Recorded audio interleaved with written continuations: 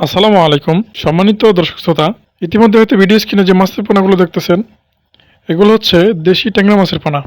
দেশ এবং দেশের বাহির থেকে আপনারা যারা আমার ভিডিওটি দেখতেছেন তারা অবশ্যই আমার ভিডিওটা শেষ পর্যন্ত দেখবেন।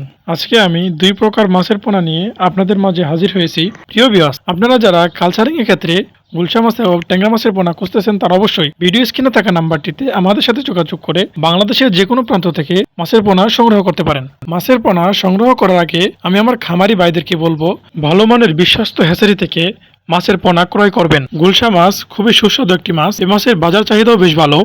আপনারা যদি মাছের মান জেনে মাছের পোনা ক্রয় করতে পারেন, অবশ্যই মাছের পোনা বাজারজাত করতে পারবেন। আর আপনারা তো আমাদের মাছের পোনা দেখতেই আছেন, আমাদের মাছের পোনার স্বাস্থ্যসম্মত কেমন। এই পোনাগুলো হচ্ছে এই বছরের নতুন পোনা। নতুন পোনা চাষে লাভ কেমন? যদি মাছের পোনা পুরাতন হয়ে থাকে তাহলে মাছগুলো বাজারজাত করতে একটু লেট হবে। আর যদি নতুন পোনা হয়ে থাকে তাহলে 4 থেকে 5 মাসের ভিতর অথবা 6 মাসের ভিতর মাছের পোনা বাজারজাত করতে পারবেন। প্রিয় ভিউয়ার্স, ভিডিও স্ক্রিনে এখন যে মাছের পোনাগুলো দেখতেছেন এগুলো হচ্ছে দেশি শিং মাছের পোনা। আমাদের কাছে অ্যাভেলেবেল সাইজের দেশি শিং মাছের পোনা রয়েছে।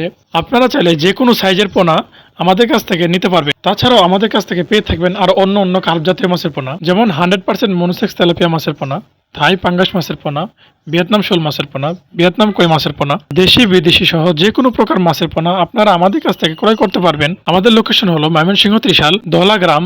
আপনারা যারা আমার চ্যানেলটিকে সাবস্ক্রাইব করেননি তারা অবশ্যই আমার চ্যানেলটিকে সাবস্ক্রাইব করে দিবেন। আর আপনারা যারা আমার ভিডিওটা পেজে থেকে দেখতেছেন তারা অবশ্যই আমার পেজটিকে ফলো দিয়ে আমাদের পাশে থাকবেন।